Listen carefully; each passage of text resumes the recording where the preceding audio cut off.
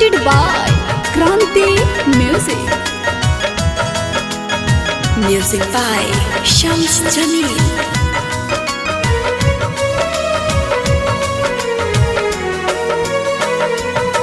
हमारा के भूल गइलू, हम प्यार न कबूल कइलू। हम पहिले न जननी हमारा से छल कइलू। जेकरा के हम चाहनी भूल गइली।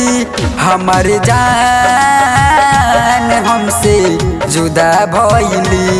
हमर जान हमसे जुदा भइली। जेकरा के हम चाहनी भूला गइली। जेकरा के हम चाहनी भूला गइली। हमर जान हमसे जुदा भइली। हमर जान हमसे जुदा भइली।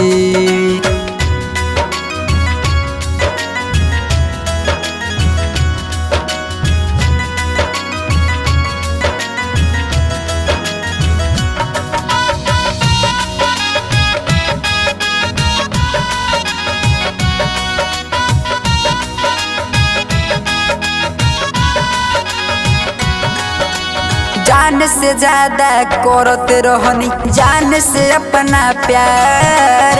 तब काहे चल गइली दिलवा तोड़ के हमार। जान से ज्यादा करते रही, जान से अपना प्यार। तब काहे चल गइली दिलवा तोड़ के हमार। हमसे कोई के वादाई भूला गइली। हमसे कोई के वादाई भूला गइली। हमर जान हमसे जुदा भइली। हमर जान हमसे जुदा भइली।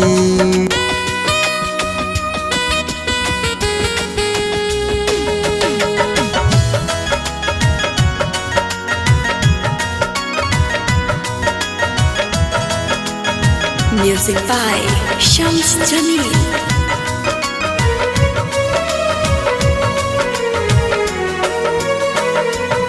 रोवताटे अखिया जान जो होताटे दिल हो।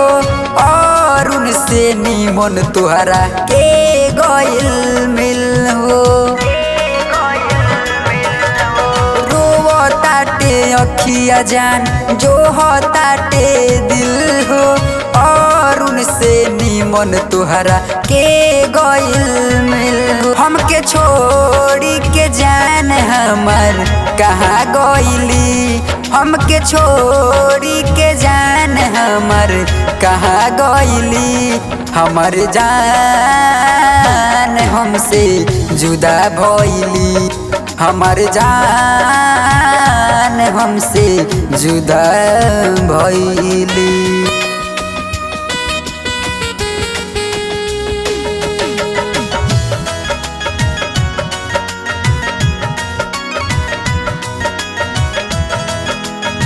Music by Shams Jamil.